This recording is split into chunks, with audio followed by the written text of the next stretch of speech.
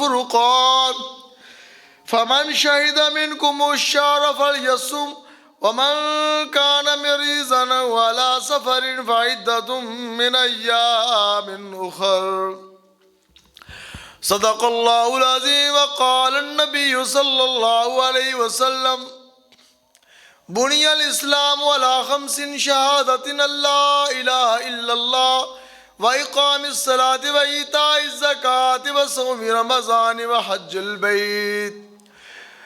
وقال النبي صلى الله عليه وسلم الصوم جنة. وقال النبي صلى الله عليه وسلم الصوم لي وأنا أجزي به من قام رمضان إيمانا واحتسابا غفر له ما تقدم من ذنبه. صدق الله العظيم ونفعنا وإياكم بآياته وذكر الحكيم. إنه تعالى جواد كريم مالك بر رؤوف رحيم. میرے انتہائی واجب الاحترام بزرگوں، دوستوں، بھائیوں، ساتھیوں، السلام علیکم ورحمۃ اللہ وبرکاتہ. سب سے پہلے اللہ تعالیٰ کی حمد و ثنا اور تعریف و توصیف کے بعد نبی مہربان حضرت محمد مصطفیٰ صلی اللہ علیہ وسلم پر ان گنت بے حد و حساب درود و سلام ہوں. انتہائی نذرانہ عقیدت کے ساتھ ہم آپ صلی اللہ علیہ وسلم پر درود و سلام بھیجتے ہیں. اللہ تعالی ہماری اس حمد و ثنا اور درود و سلام کو قبول و منظور فرمائے. بہت ہی خوش بخت ہیں، خوش قسمت ہیں، قابل تعریف اور قابل توصیف ہیں اللہ تعالیٰ کے رحمان کے یہ بندے جو اللہ کے گھر میں بیٹھے ہوئے ہیں، اللہ کو بہت پیارے ہیں، بڑے محبوب ہیں. اللہ کو کتنا رشک آتا ہوگا آپ پہ جب آپ اللہ کے گھر میں آ کے ڈیرے ڈال لیتے ہیں، انتظار کرتے ہیں اللہ کے حکم پر اور اللہ کے آستانے پر آ کر جوڑی پھیلا کے بیٹھ جاتے ہیں اور انتظار کرتے ہیں، تو اللہ کو کتنا ہی رشک آتا ہوگا آپ پہ. اللہ تعالیٰ آپ سب کا ہم سب کا آنا قبول فرمائے. جیسا کہ آپ سب جانتے ہیں کہ ماہ صیام رمضان المبارک بالکل ہمارے قریب تر ہے. اللہ سے دعا ہے اللہ تعالیٰ ہمیں یہ ماہ صیام نصیب فرمائے. اللہم بلغنا رمضان، اے اللہ ہمیں رمضان تک پہنچا دے. کوئی پتہ نہیں کہ کسی کو نصیب ہو یا نہ ہو. کوئی چند لمحے پہلے بھی رمضان شروع ہونے سے، چاند نظر آنے سے پہلے بھی اللہ کو پیارا ہو سکتا. تو بہت بڑے خزانے، بہت بڑی اللہ تعالیٰ کی قدرت اور رحمتوں سے محروم ہونے والا، اور ایک وہ جو رمضان کی ساعتوں میں اللہ کے پاس چلا جاتا ہے، دونوں برابر نہیں ہو سکتے. میں سب سے پہلے اس ماہ صیام کے استقبال کے لیے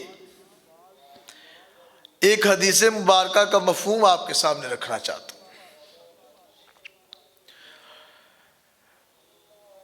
پوری کائنات میں اللہ سبحانہ و تعالی نے فرشتوں کی ڈیوٹی لگا دی کہ تم ماہ صیام آنے والا ہے، جنت کی تم تزئین و آرائش فرماؤ. جنت کی تزئین و آرائش کے لیے سارا کا سارا آسمان، پہلے آسمان، دوسرے، تیسرے، چوتھے، پانچویں، چھٹے اور ساتویں آسمانوں تک تمام کے تمام فرشتوں کے درمیان اسی ماہ صیام کی آمد کی استقبال کی تیاریاں جاری ہیں. فرشتے جنت کو مزین کر رہے ہیں، جنت کو مزید خوبصورت سے خوبصورت بنا رہے ہیں. حدیث کا مفہوم ہے، اللہ کے نبی نے فرمایا جب یہ ماہ صیام آتا ہے، اس ماہ صیام کے استقبال کے لیے فرشتوں کے درمیان بھی خوشیوں کی لہر دوڑ جاتی ہے. جنت جنت کو بہت زیادہ سجایا جاتا ہے، اس جنت کے اندر اور زیادہ خوبصورتی اور تزئین و آرائش پیدا کی جاتی ہے، اور ہر طرف ایک ہی عالم ہوتا ہے کہ یہ ماہ سیام آنے والا ہے۔ اس ماہ سیام کی وجہ سے پورے کا پورا سال اس جنت کو مزین کیا جاتا ہے، اس کے دروازوں کو بند رکھا جاتا ہے، اور اس کے دروازوں کو بڑی سخت سیکیورٹی میں رکھا جاتا ہے۔ روزے دار لوگوں کے لیے ایک خاص قسم کا دروازہ ہے، اس جنت کے دروازے کا نام باب الریان ہے، صرف اور صرف وہ روزے داروں کے لیے ہے۔ روزے داروں کے لیے اللہ سبحانہ و تعالیٰ نے فرمایا کہ یہ میرے بندے، میرے لیے بھوکے اور پیاسے رہنے والوں کو میں خاص اعزاز دوں گا، خاص پروٹوکول دوں گا۔ ان کے لیے جنت میں ایک علیحدہ سے دروازہ ہوگا جہاں سے صرف اور صرف روزے دار کو گزرنے کی اجازت ہوگی۔ واہ سبحان اللہ! اے روزے دار، تیرا استقبال زمین پہ کرنے کے لیے بھی رب سبحانہ و تعالی نے آسمانوں سے فرشتوں کا نزول فرما دیا، اور اسی ماہ سیام کے استقبال کے لیے، اپنے ان روزے داروں کی توقیر کے لیے، عزت کے لیے، وقار کے لیے، ان کو خوش آمدید کہنے کے لیے آسمانوں کے سارے فرشتوں کو جنت کو سجانے، جنت کو سلگانے، جنت میں خوشبو کی لہروں کو بہانے، وہاں کی ہواؤں کو چلانے کا بندوبست کر دیا۔ حدیث کا مفہوم ہے، حضور فرماتے ہیں اللہ تعالیٰ کے عرش سے ٹھنڈی ٹھنڈی ہوائیں چلتی ہیں، اور وہ جنت کے اندر وہ ہوائیں آتی ہیں، اور پھر وہاں سے ہوائیں چلتی چلتی عرش الہی کے قریب بہت سارے پرندے ہیں، ان پرندوں نے بھی ان ہواؤں کو محسوس کیا۔ سارے جنت کے پرندے، چرند پرند، وہ سارے کے سارے خوشیوں کے ساتھ وہاں پر چہچہا رہے ہیں۔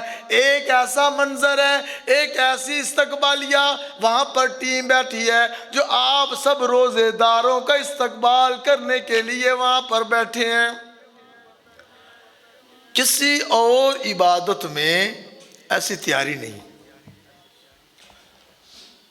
جتنی بھی عبادتیں ہیں، کسی بھی عبادت کے لیے یہ نہیں کہا گیا کہ اس کے لیے جنت کو سجایا جاتا ہے۔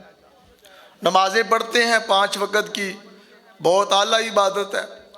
زکوٰۃ بھی ادا کرتے ہیں، حج کرتے ہیں، جہاد کرتے ہیں، بہت سارے نیک اعمال ہیں جو انسان سر انجام دے رہا ہے، لیکن کسی بھی عمل کے بارے میں یہ نہیں کہیں آیا کہ اس کے لیے جنت کو سجانے کا حکم دیا گیا ہو، جنت کو مزین کرنے کا حکم دیا گیا ہو۔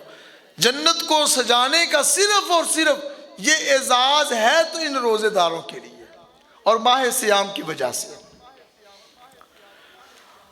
ماہ سیام کا استقبال کرنے کے لیے صحابہ اکرام رضوان اللہ اجمعین آپ صلی اللہ علیہ وسلم کے بارے میں فرماتے ہیں کہ آپ کمر کس لیتے تھے، اور اس طرح تیاری آپ کر لیتے تھے کہ جیسے کوئی بہت بڑا معرکہ سر انجام دینے جا رہے ہیں، اور یہ زندگی کا ایک بہت بڑا معرکہ ہے، زندگی کو تبدیل کر دینے کا ایک بہت بڑا موقع ہے۔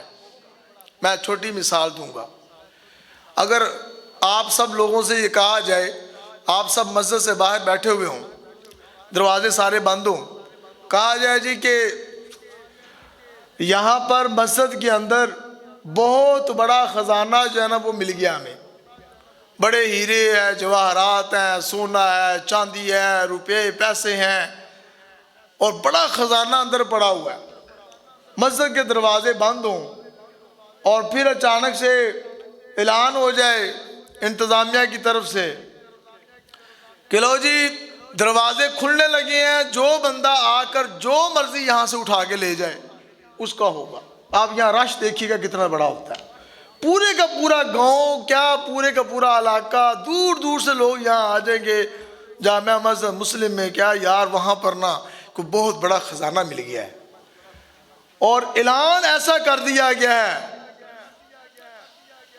کہ جو بھی اندر آ جائے دروازہ کھول دیتے ہیں، جو جس کو ملتے ہو لے جائیں۔ اور پھر دیکھیے گا کہ یہاں پر لوگ ان خزانوں کو لینے کے لیے کتنی بھیڑ اور رش کے ساتھ آتے ہیں۔ اور جب اللہ تعالیٰ نے یہ بات کہی ہے کہ ماہ صیام جو ہے یہ بھی وہ مہینہ ہے کہ جس میں سارے کے سارے جنت کے خزانے کھول دیے گئے، ایسے خزانے جو نہ ختم ہونے والے ہیں۔ دنیا کا خزانہ تو ختم ہو جاتا ہے، ایک کمرے میں ہوگا، ایک کسی بھی بڑے سے بڑی جگہ پہ خزانہ ہوگا، ایسا وہ خزانہ ختم ہو جاتا ہے۔ لیکن جنت ایک ایسا خزانہ ہے، جنت کی نعمتیں ایسی ہیں لا متناہی، نہ ختم ہونے والی، اور اس کو حاصل کر لو۔ ماہ صیام ہمارے پاس اللہ تعالیٰ کی طرف سے ایک بہت بڑا خزانہ ہے، اور اس کا دروازہ اللہ تعالیٰ کھولنے والا ہے۔ 1-2 دن کے بعد وہ اس کا لاک کھول دیا جائے گا کہ اس جنت میں داخل ہونے کے لیے تمہارے پاس اب صرف 1 یا 2 دن ہے، اور اس کے بعد یہ جنت کو حاصل کر لو، اس کے خزانے لوٹ لو۔ نبی مہربان حضرت محمد مصطفیٰ صلی اللہ علیہ وسلم فرماتے ہیں، قال النبی صلی اللہ علیہ وسلم، کہ جب رمضان کا مہینہ آتا ہے اللہ تعالیٰ کے نبی فرما رہے ہیں، اللہ تعالیٰ اعلان فرما دیتے ہیں کہ جنت کے سارے دروازے کھول دو۔ فتحت ابواب الجنہ وغلقت ابواب جہنم۔ حضور کے یہ الفاظ ہیں، آپ فرما رہے ہیں کہ جنت کے سارے دروازے کھول دیے جاتے ہیں، وغلقت ابواب جہنم، اور جہنم کے سارے دروازے بند کر دیے جاتے ہیں۔ یہ بھی بہت بڑی آفر کہ جنت کے دروازے بھی کھلے ہیں اور جہنم کے دروازے بھی بند کر دیے گئے۔ اسی ماہ صیام کا استقبال کرتے ہوئے آپ صلی اللہ علیہ وسلم نے اپنے صحابہ کرام کے ایمان کو مضبوط کرنے کے لیے، تازہ کرنے کے لیے، اس رمضان کا جوش اور جذبہ دلانے کے لیے بہت ساری باتیں فرمائیں، اور آپ نے یہ بھی فرمایا کہ الصیام جنت، یہ روزہ جو ہے یہ ڈھال ہے۔ جنگ جب ہوتی ہے، جنگ میں انسان کی طرف تیر آتے ہیں، تلواریں چلتی ہیں اس کے اوپر، اس کے جسم کو خطرہ لاحق ہوتا ہے، کہیں اس کا بازو نہ کٹ جائے، کہیں اس کی آنکھ نہ نکل جائے، کہیں کوئی اس کی گردن نہ کاٹ کے رکھ دے، کہیں اس کی ٹانگیں نہ کو کاٹ دے۔ وہ اپنے کبھی تو آنکھوں کو بچانے کے لیے ڈھال آگے کر لیتا ہے، جب اس کی طرف تیر آتا ہے تو وہ ایک ڈھال پھر دوسری ڈھال بھی پکڑ لیتا ہے، تیر کو روکنے کے لیے، کان بچانے کے لیے، گردن بچانے کے لیے، سینہ بچانے کے لیے، بازو بچانے کے لیے، جسم کے ایک عضو کو محفوظ رکھنے کے لیے، اپنے جسم کی حفاظت کے لیے کیا استعمال کرے گا؟ وہ ڈھال۔ اللہ کے نبی فرمایا کہ یہ روزہ بھی ڈھال ہے۔ انسان کے جسم کے اوپر ہر وقت حملے ہوتے ہیں، شیطان اس جسم کو تاک کر وہ مار رہا ہے، کہیں پر وہ آنکھوں پر حملہ کرتا ہے اور آنکھوں کے اندر غیرت کو پارا کر کے رکھ دیتا ہے، غیرت کا خون کر دیتا ہے، اور اس کو بے حمیت اور بے غیرت بنا دیتا ہے، اس کے اندر بے حیائی اور بد کرداری پیدا کر دیتا ہے۔ شیطان آنکھوں کے اوپر حملہ کرے گا، اور شیطان کا جو تیر ہے وہ بالکل سیدھا لگتا ہے۔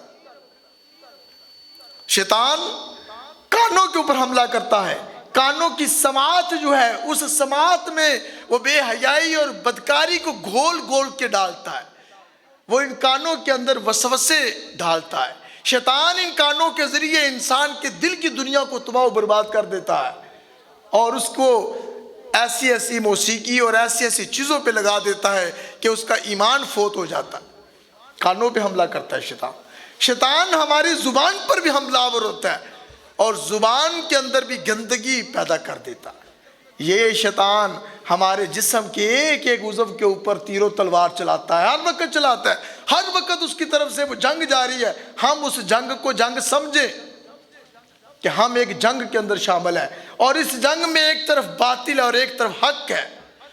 باطل کا نمائندہ، باطل کا سربراہ اور اس کا سپہ سالار، اس کا چیف آف آرمی سٹاف وہ شیطان ہے، اور دوسری طرف حق ہے، اور حق کے علمبردار جو ہیں وہ اللہ کے بندے ہیں، رحمان کے بندے ہیں۔ شیطان اپنے حملے کر رہا ہے، وہ دلوں پر، دماغ پر، روح پر، آنکھوں پر، پیروں پر، ہاتھوں پر حملے کرے گا کہ یہ ان ہاتھوں کو باطل کے لیے استعمال کرے، وہ ان قدموں سے شیطان کے رستے پہ چلے، وہ ان کانوں سے اللہ تعالیٰ کی ناراضگی والے کام کرے، وہ اس زبان کو ایسا استعمال کرے کہ جس سے لوگوں کے دل بھی پارا پارا ہو جائے اور اللہ بھی ناراض ہو جائے، انسان بھی ناراض ہو جائے۔ یہ سب شیاطین کے حملے ہیں، جن کو اگر ایک لفظ میں بیان کروں تو اسے الذی یوسوس فی صدور الناس، وہ وسوسے ڈالتا ہے انسان کے اندر۔ اور ان سب چیزوں کا، ان کا جواب دینے کے لیے، ان سارے حملوں کو شیطان کبھی تو دیکھتا ہے کہ یہ رحمان کا بندہ اتنا مضبوط ہے کہ میں چھوٹے موٹے ہتھیار سے اس کو مغلوب نہیں کر سکتا ہوں، وہ میزائل پھینک دیتا۔ وہ شیطان کبھی تو ایٹمی دھماکہ کر دیتا ہے انسان کے دل کے اوپر، کبھی تو وہ اس کی روح کو میزائل سے اڑانے کی کوشش کرتا ہے۔ یہ شیطان ہے، اس کے پاس جدید ٹیکنالوجی ہے۔ اس روح کے ساتھ جب وہ جنگ کرتا ہے تو وہ انسان کے ایمان کے مطابق جتنا مضبوط ایمان ہے اتنا مضبوط ہتھیار لے کر وہ میدان میں اترے گا۔ جس قدر ایمان مضبوط ہے، جس قدر ایمان کی ٹیکنالوجی سٹرونگ ہے، اسی طرح شیطان بھی اس کے مقابلے میں سٹرونگ ٹیکنالوجی کے ساتھ آئے گا۔ کبھی وہ بڑا سکالر بن کے دلائل دے دے کر آپ کو قائل کرے گا، کبھی وہ فلاسفر بن کر آپ کے روح کو اور آپ کے نظریات کو چینج کرے گا، کبھی وہ آپ کے پاس ایسے بن کے آئے گا کہ اس بندے کو ایسا ڈرایا دھمکایا جائے کہ وہ خرچ بھی نہ کرے۔ یہ مختلف شیطان کے حملے کرنے کی صورتیں ہیں، اس کی ٹیکنالوجی ہے۔ اور اس کا مقابلہ کرنے کے لیے اللہ کے نبی نے ایک لفظ بتا دیا، الصوم جنۃ، روزہ کیا ہے؟ ڈھال ہے۔ ڈھال انسان کو بچاتی ہے، جس سے میں نے مثال دی، یہ ڈھال ہے۔ یہ آپ اپنی زبان کو محفوظ کریں شیطان کے حملے سے، اپنے کانوں کو محفوظ کریں گے شیطان کے حملے سے، اپنے دل اور دماغ کو محفوظ کریں گے شیطان کے حملے سے، آپ اپنے پورے کے پورے جسم کو اور روح کو اس روزے کی ڈھال کے ذریعے سیو اور محفوظ کر سکتے ہیں۔ یہ ایک جدید ٹیکنالوجی ہے جو اللہ سبحانہ و تعالیٰ نے نبی کریم صلی اللہ علیہ وسلم کے ذریعے ہمیں دی۔ یہ حضور نے فرمایا ہے کہ یہ ڈھال ہے۔ ڈھال کہتے ہیں بچانا، بچاؤ کرنا اپنے آپ کو۔ اس لیے اللہ نے یہ موقع دیا ہے، رمضان کا مہینہ ہمارے سر پر آیا ہوا ہے، ہم اس کے استقبال کے لیے نکلیں، ہم اس کا استقبال پرجوش طریقے سے کریں۔ جتنا بڑا کوئی مہمان ہوتا ہے، جتنا زیادہ وہ پرسنالٹی والا ہوتا ہے، جتنا اس کا وقار اور شخصیت زیادہ بڑی ہوتی ہے، جتنے بڑے گھر سے وہ آیا ہوا ہوتا ہے، اتنا ہی بڑا اس کا استقبال کیا جاتا ہے۔ ہم انسان بھی کئی طرح کے لوگوں کو ڈیل کرتے ہیں۔ ہمارے کچھ مہمان آتے ہیں تو ہم باروں بار اس کو ٹھرکا دیتے ہیں اور فون وغیرہ بھی کہہ دیتے ہیں جی میں گھر پہ نہیں ہوں۔ بعض مہمان ہوتے ہیں، ہم بچے کو کہتے ہیں جی ٹھیک ہے، ان کو کہیں میں آتا ہوں، ہم باہر جاتے ہیں دروازے سے اس کو ٹھرکا دیتے ہیں۔ بعض مہمان ایسے ہوتے ہیں کہ جب ہم خود باہر نکلتے ہیں تو اس مہمان کو ہم اندر بھی لے آتے ہیں، بٹھا کے چائے پانی پلا دیتے ہیں۔ کچھ مہمان ایسے بھی ہوتے ہیں کہ ہم پہلے سے ان کا انتظار کر رہے ہوتے ہیں، ان مہمانوں کا استقبال کرنے کے لیے ہم خود پہلے نکل کے باہر کھڑے ہوتے ہیں، ہم ان کے اوپر پھول نچھاور کرتے ہیں، ہم اپنے ساتھ اور دو چار لوگوں کو کھڑا کر لیتے ہیں، ہم ہار لے کے کھڑے ہوتے ہیں، ہم ان کے استقبال کرنے کے لیے پرجوش ہوتے ہیں۔ یہ جو عالم ہوتا ہے کسی کا استقبال کرنے کے لیے، یہ مہمان کو خوش کر دیتا اور وہ کبھی نہیں بھولتا، کہتا یار میں وہاں گیا، میرا ایسا انہوں نے استقبال کیا میں آج تک نہیں بھول سکا۔ وہ مہمان بھی خوش ہو جاتا ہے۔ مہمان کا مقام ہے نا، جس طرح کا مقام مہمان کو دیں گے وہ اسی طرح کا آپ کے ساتھ بھی معاملہ کرے گا۔ ماہ سیام چھوٹا موٹا مہمان نہیں ہے، یہ عام کسی کی طرف سے مہمان نہیں آیا ہوا۔ ہمارے پاس کوئی آ کے کہہ دینا کہ جی مجھے ایم این اے صاحب نے بھیجا ہے، یہ ان کا رکا ہے میرے پاس، ہم جناب آگے پیچھے ہوں گے، جناب ایم این اے صاحب کا مہمان آیا ہوا ہے۔ کوئی پرائم منسٹر کی طرف سے مہمان اگر ہمارے پاس آ جائے تو پھر تو ہم اور ہی ہماری کیفیت بدل جائے۔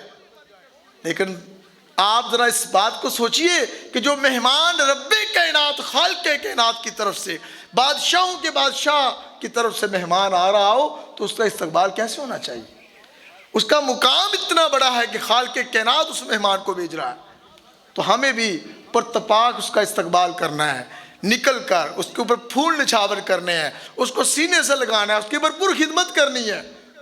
پھر ایک اور پہلو، جب بھی کوئی مہمان آنا ہوتا ہے نا، جو خاص مہمان آنا ہوتا ہے، ہم کیا کرتے ہیں؟ اس کی تیاری کرتے ہیں، گھر والوں کو کہہ دیتے ہیں کہ بھائی گھر کو ذرا ٹھیک ہے صاف ستھرا رکھو، مینج کر کے رکھو، میرے مہمان آ رہے ہیں، اس کے لیے کھانوں کا بندوبست، اور کئی دن پہلے ہی اس کی تیاریاں شروع ہو جاتی ہیں، اس کے لیے ہم مینج کرتے ہیں، کہیں سے ادھار پکڑنا وہ بھی پکڑ لیتے ہیں۔ ہم اس مہمان کی مہمان نوازی کے لیے جو کچھ بھی ہو سکے ہم پوری تیاری کے ساتھ اس مہمان کا استقبال کرتے ہیں۔ یہ ماہ صیام بھی وہ مہمان رب کا کہ جس کو ہماری طرف سے تیاری کی پوری ضرورت ہے۔ ابھی یہ 1 یا 2 دن کے بعد وہ آنے والا ہے، ہم کیا تیاری کر کے بیٹھے ہوئے؟ آج کے موضوع میں یہی بات بتانا چاہتا ہوں کہ ہم اس ماہ صیام کا استقبال کیسے کریں، ہم کیا ایسا کریں کہ جس کے ذریعے یہ مہمان خوش ہو جائے اور ہم اس سے بھرپور فائدہ اٹھائیں۔ پھر دیکھیے اللہ سبحانہ و تعالیٰ کی طرف سے یہ وہ مہمان ہے کہ جو لے کر اپنے ساتھ وہ کچھ آ رہا ہے۔ پہلے وقتوں میں بلکہ اب بھی اچھے لوگ موجود ہیں، جب بھی کسی کے ہاں مہمان جاتے تھے کچھ نہ کچھ لے کے جاتے تھے۔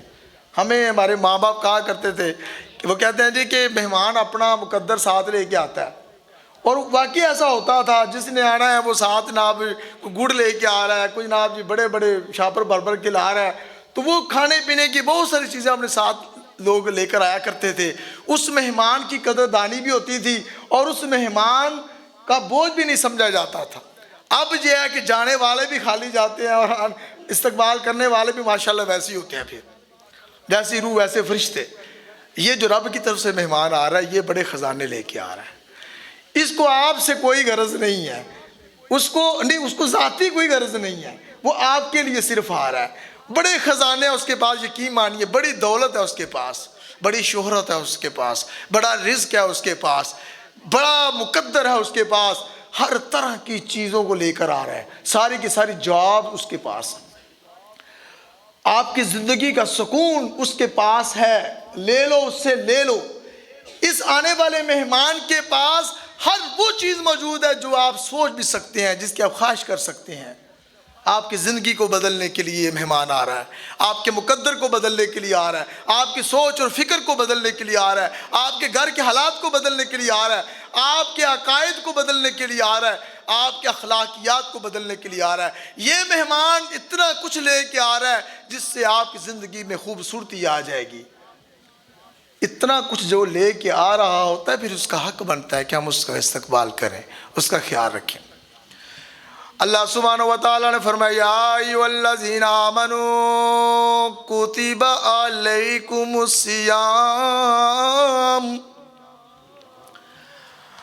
یا ایھا الذین آمنوا، اے ایمان والو، کافروں کو مخاطب نہیں کیا، بڑے انسان ہیں، کوئی منافقت کے روپ میں ہے، کوئی کافر ہے، کوئی فاسق ہے، کوئی فاجر ہے، کوئی یہودی ہے، کوئی عیسائی ہے، کوئی ہندو ہے، کوئی زرتشت ہے، کوئی ہے، لیکن اللہ سبحانہ و تعالیٰ صرف بات کرنا چاہ رہے ہیں اس موقع پر اپنے پیارے ایمان والے بندوں سے، ان سے مخاطب ہیں، ان سے تقریر کرتے ہوئے رب کائنات فرما رہے یا ایھا الذین آمنوا، کہنا حاضر، اللہ جی آپ نے ہمیں بلایا، اللہ جی آپ ہم سے بات کر رہے ہیں، کتنا بڑا اعزاز ہے۔ کاش کہ ہم اس کیفیت کو سمجھیں کہ جب اللہ تعالیٰ کہتے ہیں اے ایمان والو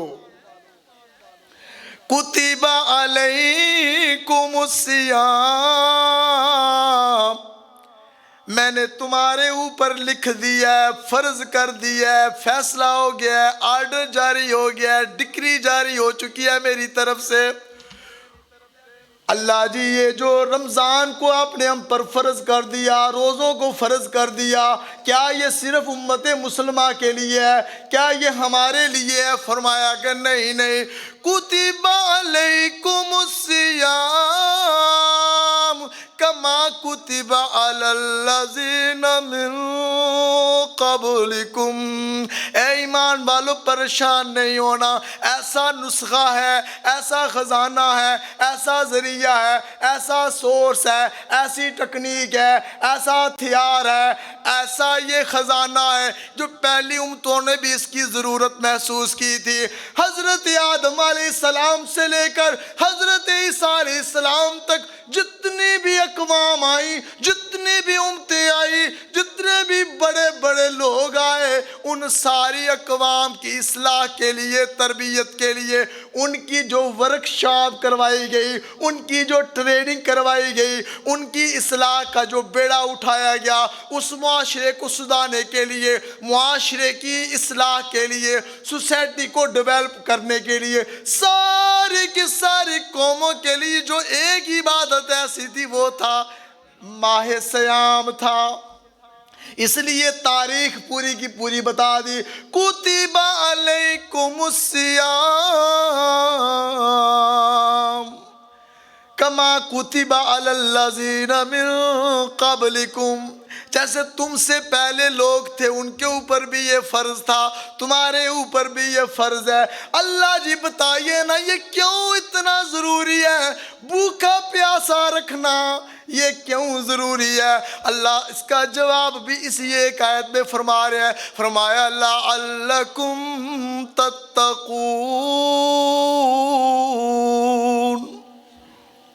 تاکہ تمہارے اندر تقویٰ آ جائے، تمہارے اندر پرہیزگاری آ جائے، تمہاری اصلاح ہو جائے، تم اچھے انسان بن جاؤ، تم باوقار بن جاؤ، تم پرامن بن جاؤ، تم دوسروں کے خیر خواہ بن جاؤ، دوسروں سے پیار کرنے والے بن جاؤ، دوسروں کا لحاظ کرنے والے بن جاؤ، اچھا خوبصورت پیارا پرامن معاشرہ بن جائے، غریبوں کی ہمدردی کرنے والے، پیار کرنے والے، باہم اخوت اور بھائی چارے کے ساتھ رہنے والے، گناہوں سے بچنے والے، شیطان کا مقابلہ کرنے والے، ہر برے کام سے خود کو محفوظ رکھنے والے متقی ہیں۔ لعلکم تتقون، یہ ہے مقصد ماہ صیام کا۔ آخری بات، 2 منٹ رہ گئے ہیں، مثال سے بات سمجھانا چاہوں گا۔ جب انسان کے کپڑے گندے ہو جاتے ہیں کیا ضرورت محسوس کرتا ہے جی دھو دیے جائے؟ صابن استعمال کرتی ہے خواتین، بعض دفعہ اس کو مشین کے اندر ڈالتی ہیں، بلکہ اب تو ڈالتی مشین میں ہے، اور خوب اس کو رگڑا دیتی ہے مشین، کبھی رائٹ کبھی لیفٹ، اور کپڑا جو ہے نا جتنا زیادہ اس کو نچوڑا جاتا ہے، جتنا زیادہ وہ چلتا ہے، جتنا زیادہ اس کے ساتھ وہ حرکت ہوتی ہے، اور پہلے دور میں تو کپڑوں کو چھانٹا جاتا تھا، اچھا کسی پتھر کے اوپر، اس کپڑے کا کیا قصور ہے بھائی؟ کیوں اس کو اتنا مار رہے ہو؟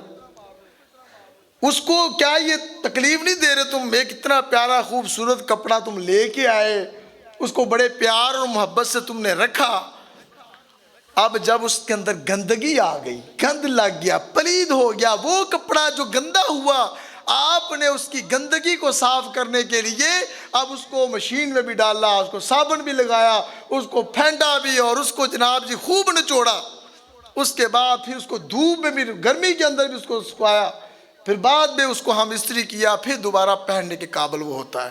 انسان پورا سال جو ہے یہ گندگی کے اندر لپٹ جاتا ہے، اس کا سافٹ ویئر وائرس سے بھر جاتا ہے۔